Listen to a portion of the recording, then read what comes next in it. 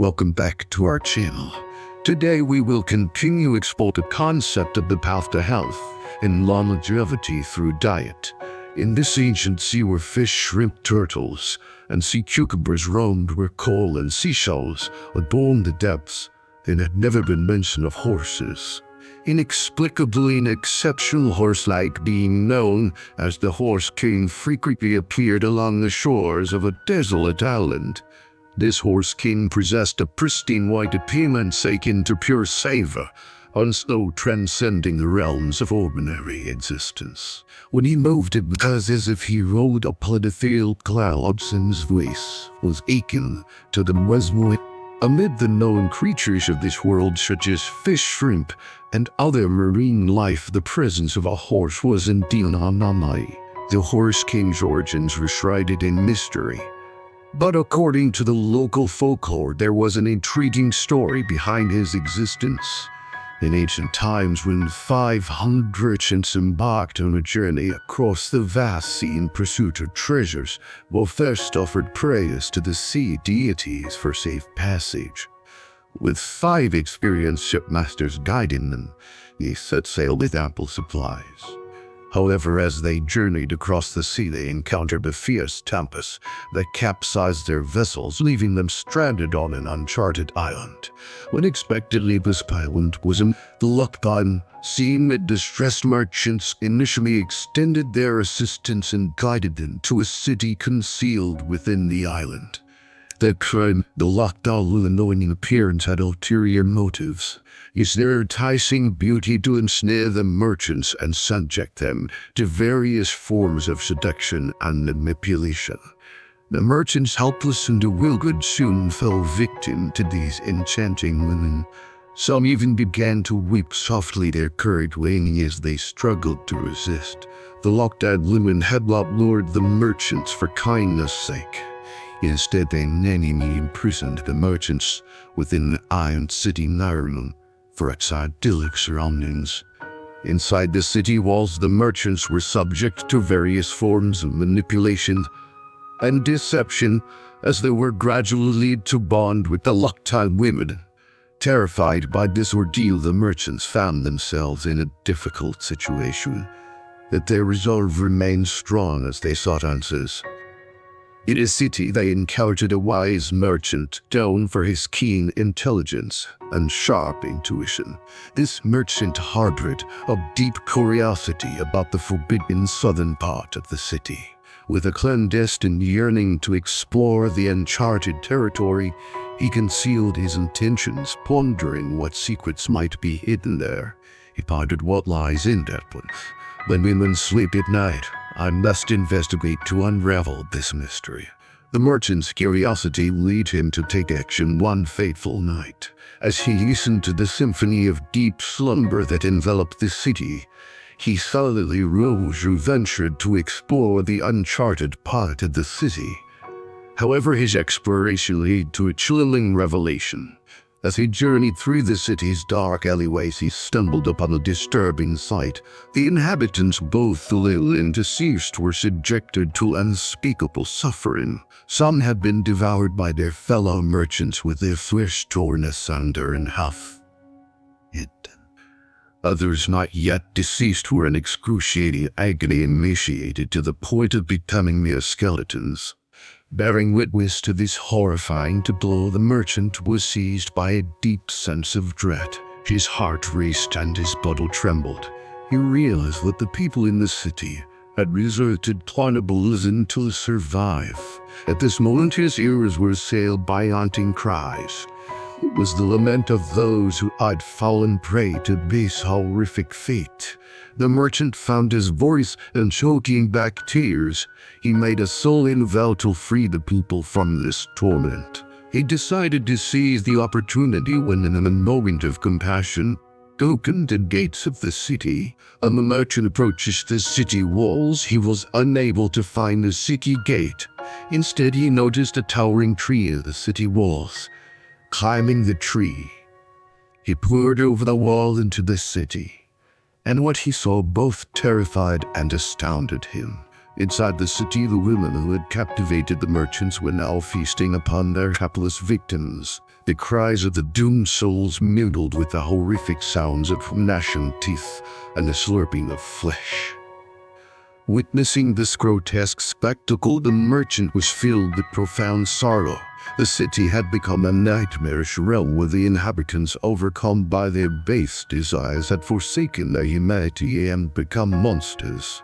The merchant's heart was heavy, but he knew that he must act to save the suffering souls. The merchant, now filled with determination, descended from a tree and approached the city walls he wore inside.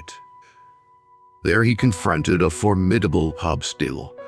The women who had earlier imprisoned them, but they had no power over his resolve. In the dead of night, in this Buddhist text, the narrative describes a place where people faced dire circumstances. Half of them had fallen prey to malevolent beings, and only a few survivors remained. Initially, the benevolent female residents welcomed the newcomers, and you even had children with them. These females appeared charming, but they were in reality malevolent entities that consumed both their own offspring and the newcomers. Their hearts were devoid of compassion. In response to their suffering, residents of this place desired to escape, but the inhabitants of the city nearby added to their fear with ominous words. They sought a way to leave, and were met with the cryptic response that there was one chance of salvation. A mythical figure known as Shishi appeared on the night of the full moon in April each year. This enigmatic figure had a radiant silver body, a head covered in jet black hair, and moved like the wind. When Shishi arrived at the shoreline, they revealed their upper body and spoke to the people Asku who desired to cross the treacherous waters. Shishi offered a safe passage for those in need. To locate Shishi was the only path to salvation. To preserve this secret, they emphasized the need for secrecy and discouraged discussing it with others, as it could put them in danger. In this perilous setting, people within the city were questioning their misfortune. They lamented and shed tears, and their cries were filled with sorrow and despair.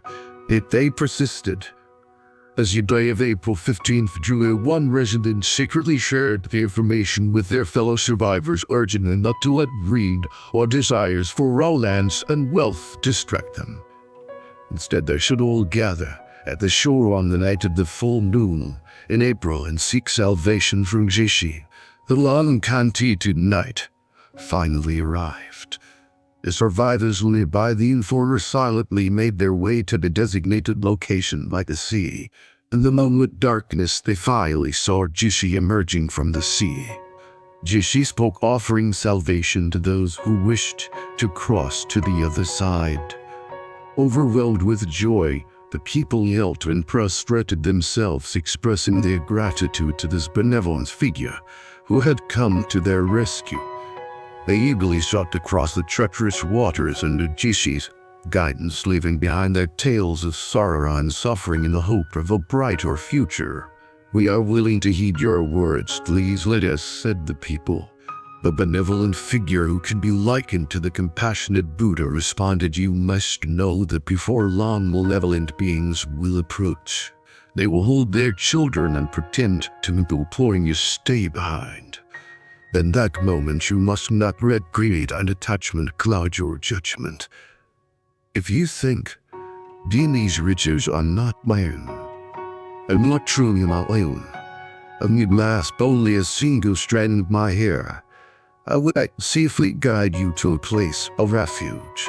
Upon sharing these words, the benevolent figure invited the people to mount their back or hold on to their phone, and they swiftly traversed the land like the wind. Just as forewarned, the malevolent beings appeared, lamenting and asking why the people chose to leave. They questioned why the people abandoned them, and by clinging to the benevolent figure, were said to be saved. The people did not waver in their determination to follow the benevolent figure's guidance, even as the malevolent beings Sorrowful cries fill the air. As a benevolent figure heaved the people safely to the shore, they proclaimed, "This figure is your deliverer. You are the 50 followers and who are like 100,000. Remember that by simply holding a single strand of my hair, you will be saved." If someone recites the name of the Buddha with unwavering dedication, even once, that person shall attain enlightenment. If you can recall this, you will all be liberated. In the Buddhist scriptures, the benevolent figure stands as a representation of the Buddha's compassion, guiding those who had lost their way and teaching the path to liberation. The story conveys a profound message of the importance of relinquishing worldly attachments and desires in the quest for spiritual enlightenment. Just as the benevolent figure saved those who held onto a single strand of hair, it is emphasized that a sincere and faithful recitation of the Buddhist name can lead to spiritual liberation. The narrative underscores the Buddha's compassion and the potential for enlightenment even in the most challenging circumstances. As we conclude our journey through the depths of Buddhist wisdom and the enigmatic city of Lhasa, we're reminded of the enduring power of ancient teachings on our quest for enlightenment. Just as the residents of this treacherous city found salvation through unwavering faith and relinquishing desires, we too can draw inspiration to navigate the complexities of our lives with wisdom and compassion. The benevolent figure symbolizing the compassionate Buddha serves as a beacon of hope, guiding us through the storms of existence towards spiritual liberation. Let us remember that enlightenment is within reach for those who hold on to a single strand of faith and embrace the timeless teachings of Buddhism. Thank you for joining us on this enlightening journey. And until next